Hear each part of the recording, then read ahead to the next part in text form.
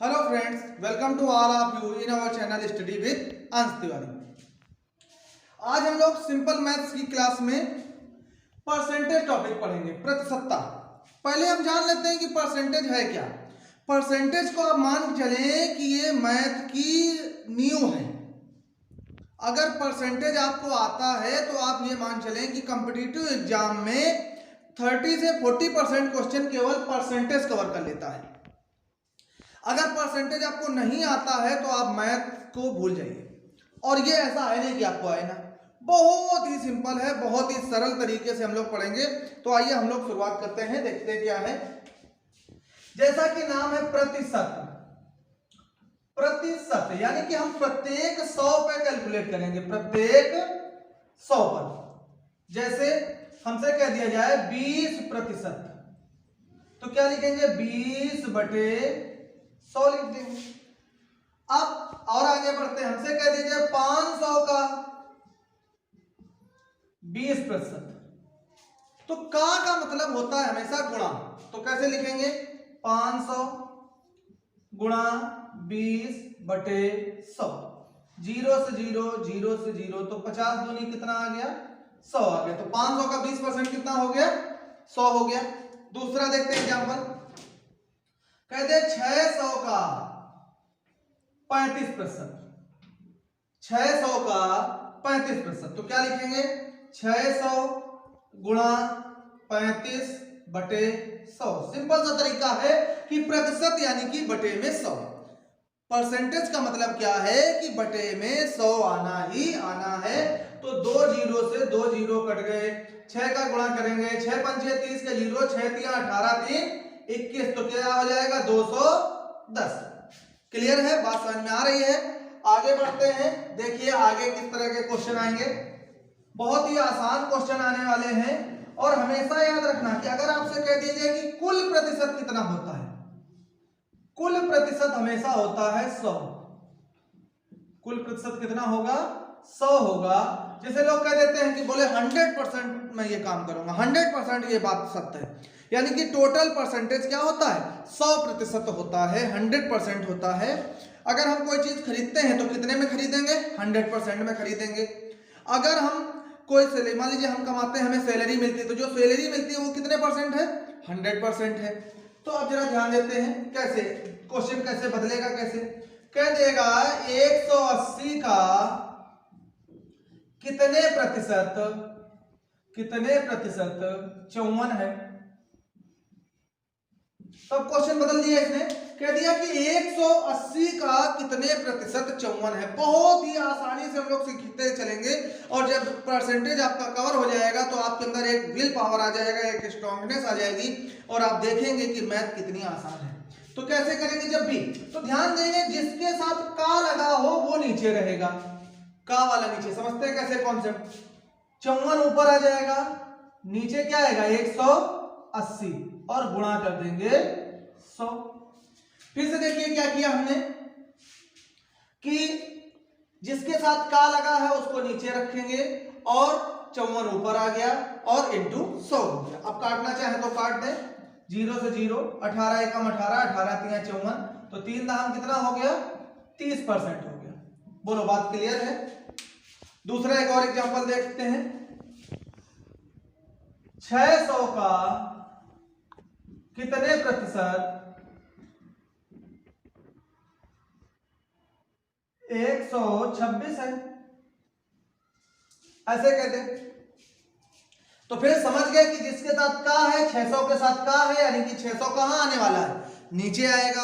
और जब 600 नीचे रखेंगे तो ऊपर क्या रखेंगे 126 रखेंगे, तो ऊपर हो जाएगा 126 और नीचे क्या होगा 600 गुणा क्या हो गया 100 हो गया। अब की बार देख रहे हैं 2 जीरो से 2 जीरो कट जाएंगे, तो काट दीजिए दोनों जीरो से दोनों जीरो, 6 कम 6, 6 दूनी 12, 6 कम 6, कितना आ गया 21% आ गया।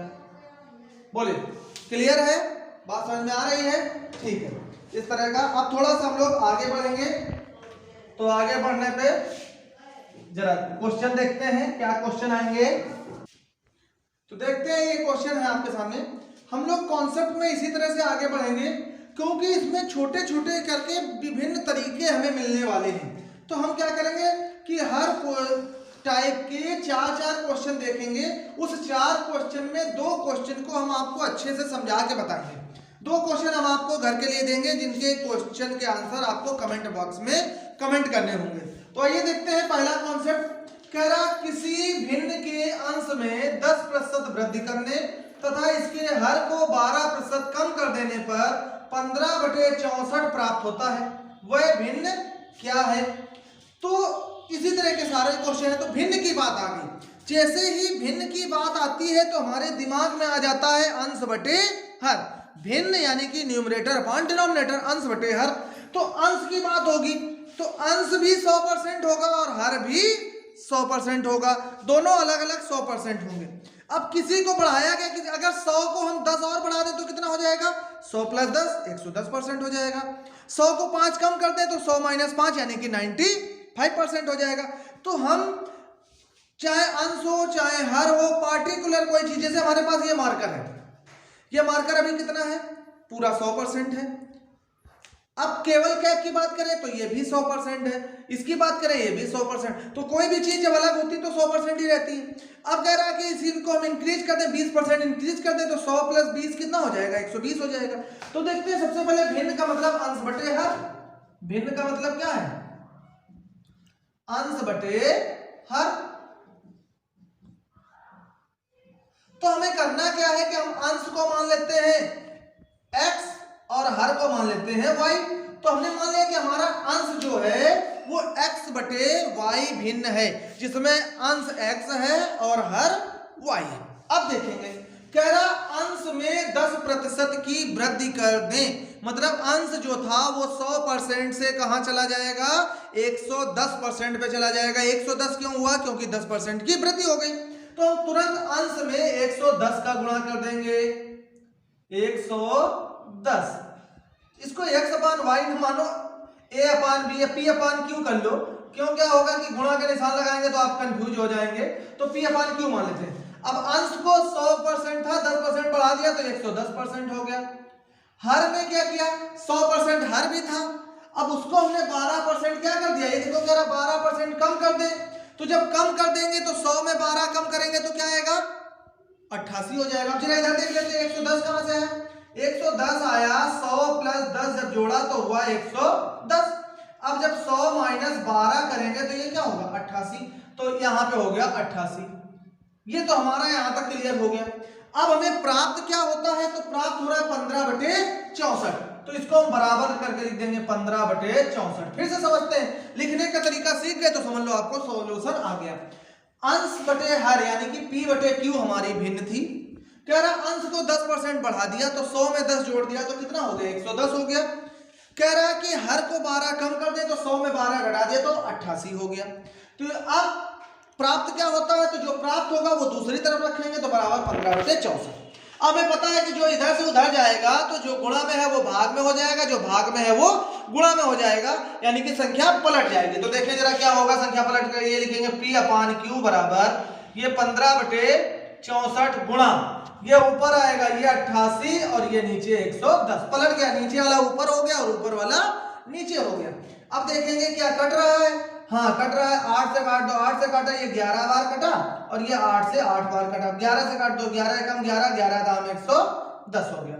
15 से 5 से कटेगा, 5 तिया 15 और 5 दूनी 10, तो क्या आ गया 3/8 दूनी 16। तो मूल भिन्न हमारी क्या आ गई, 3/16। बोलो बात समझ में आ रही है, क्लियर है। काटना देख लेंगे, आप लोग चाहे तो छोटा छोटा करके भी काट सकते हैं, 2 से काट सकते हैं, 4 से काट सकते हैं। अब दूसरा एक और समझते हैं इसी तरह से। दूसरा क्वेश्चन है, किसी भिन्न के अंश में 15% वृद्धि करने तथा हर में 8% कमी करने पर 15/16 प्राप्त होता है। मूल भिन्न क्या है, क्या कह रहा है, मूल भिन्न क्या है। तो बिल्कुल उसी तरह से हमें पता है कि मूल भिन्न हमारी क्या होती है, p/q। सबसे पहले लिख लिया, गुणा का निशान लगा लिया। अब अंश में 15% की वृद्धि करेंगे तो इधर देख लेते हैं, जब अगर हम 100 + 15 करने वाले हैं तो कितना आएगा, 115 हो जाएगा परसेंटेज यहाँ। अब हर में 8 कमी करने वाले हैं तो 100 - 8 करेंगे तो क्या जाएगा, 92 हो जाएगा। बोलो बात क्लियर है, बिल्कुल क्लियर है। तो ये आ गया 115 और ये आ गया 92 बराबर किसके है 15/16 के बराबर है। किसके बराबर है 15/16। बोलो क्लियर है। अब ये जब उधर जाएगा तो पलट जाएगा तो क्या लिखेंगे P/Q बराबर 15/16 गुणा ये क्या हो गया 92/115। अब देख रहे हैं ये ऊपर सम संख्या है नीचे भी सम संख्या है तो सम संख्याएं जो होती है वो 2 से कट जाती हैं। 2 से काट दो 2 से काटोगे तो 2 चौको 8 2 छंग 12 46 हो गया। इसको 2 से काट दो ये 8 हो गया। फिर 2 से काट लो ये 2 से काटेंगे तो ये 23 हो गया और ये 2 से काटेंगे तो 4 हो गया। अब देखो ऊपर सारी विषम संख्याएं हो गई तो अब 2 से नहीं कटेगा। इधर देखते हैं यहाँ पे इकाई पे 5 है यहाँ पे भी इकाई पे 5 है तो जब इकाई पे 0 या 5 होता है तो वो संख्या 5 से कट जाती है। तो 5 से काट देंगे 5 तिया 15 5 दूनी 10 और 5 दिया 15 23 आ गया। देखो 23 से 23 कट रहा तो सीधे सीधे आंसर हमारा क्या आ गया 3/4। बोलो क्लियर है। तो इस तरह से तो ये एक कॉन्सेप्ट आपका बड़ी ही आसानी से क्लियर हो गया। बस ध्यान रखना कि परसेंटेज हमेशा 100 होता है। बढ़ाएंगे तो 100 में प्लस हो जाएगा और घटाएंगे तो 100 में माइनस हो जाएगा। अब ये 2 क्वेश्चन हम आपको पढ़ देते हैं। ये आपको इनके आंसर आपको कमेंट बॉक्स में कमेंट करके देने हैं। तो देखिए क्या है। पहला क्वेश्चन है कि एक भिन्न के अंश में 220% वृद्धि करने तथा हर में 150% वृद्धि करने पर परिणामी भिन्न 4/5 है। मूल भिन्न क्या है। तो बिल्कुल वही देखो लिख देंगे। यहाँ लिखेंगे P/Q गुणा यहाँ भी गुणा। देखो अंश में 220% वृद्धि करने अंश कितना होता है 100 होता है।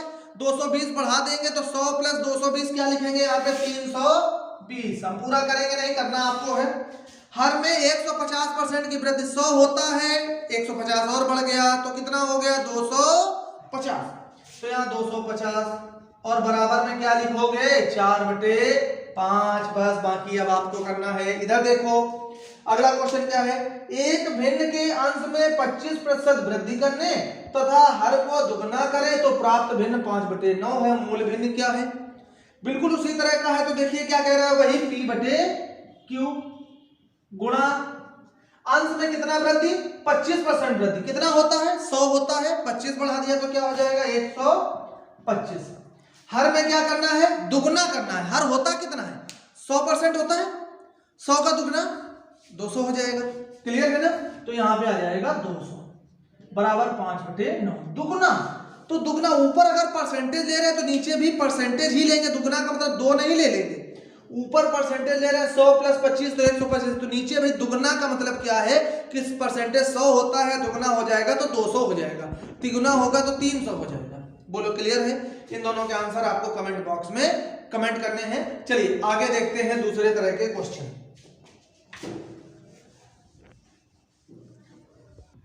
तो आइए देखते हैं। अब ये आपका एक तरह से टाइप 2 मान लीजिए या दूसरी तरह का है उसी परसेंटेज में। तो देखते हैं क्वेश्चन क्या है। इसमें आपको इन क्वेश्चंस में दिया होगा कि ये जैसे आपके घरों में आपके पापा हैं आपके पापा पैसा कमाते हैं तो जो कमाते हैं उसे वो इनकम है आय है और आय हमेशा 100% होती है। कितने परसेंट होती है 100%। अच्छा जो भी पैसा कोई भी कमाता है कल को आपकी नौकरी लग जाएगी आप भी कमाएंगे। अभी आपके पेरेंट्स कमा रहे हैं तो जो भी पैसा कोई कमाता है तो उस पैसे को हम लोग हमेशा 2 तरह से यूज करते हैं। 2 तरीके से कैसे यूज करेंगे। या तो हम उसको एक्सपेंड करेंगे या फिर उसको सेविंग करेंगे। या तो खर्च करेंगे या बचत करेंगे। 2 के अलावा तीसरा नहीं करेंगे। खर्च करने के प्रकार अलग अलग हो सकते हैं बचत करने के प्रकार अलग अलग हो सकते हैं लेकिन हम 2 ही तरह से करते हैं तो खर्च या बचत। और इनकम हमारी हमेशा 100% होती है। चलिए अब देखते हैं हम लोग क्वेश्चन। पहला क्वेश्चन है एक व्यक्ति अपनी मासिक आय का 12% बचत करता है। मासिक आय का जो वो मंथली इनकम करता है उसका 12% वो बचत कर लेता है। इनकम कितनी होगी 100% होगी। बचत कितनी होगी 12% होगी। कह रहा है यदि उसका मासिक खर्च 19,360 रुपए हो तो उसकी मासिक आय कितनी है। तो हमने आपको बताया यहाँ पे अगर प्रतिशत की बात करें कि आय हमेशा कितने प्रतिशत होती है आय होती है 100%। कह रहा बचत कितने परसेंट है तो बचत है उसकी 12%। हम पूछेंगे खर्च क्या परसेंट करता है तो खर्च कैसे लगेगा 100 - 12 कर देंगे तो कितना आ जाएगा 88%। बोलो यहाँ तक क्लियर है। अब इस सवाल में हमें दिया क्या रुपए में क्या दिया है खर्च दिया है 19,360। तो यहाँ से हम क्या उठा लेंगे खर्च उठा लेंगे।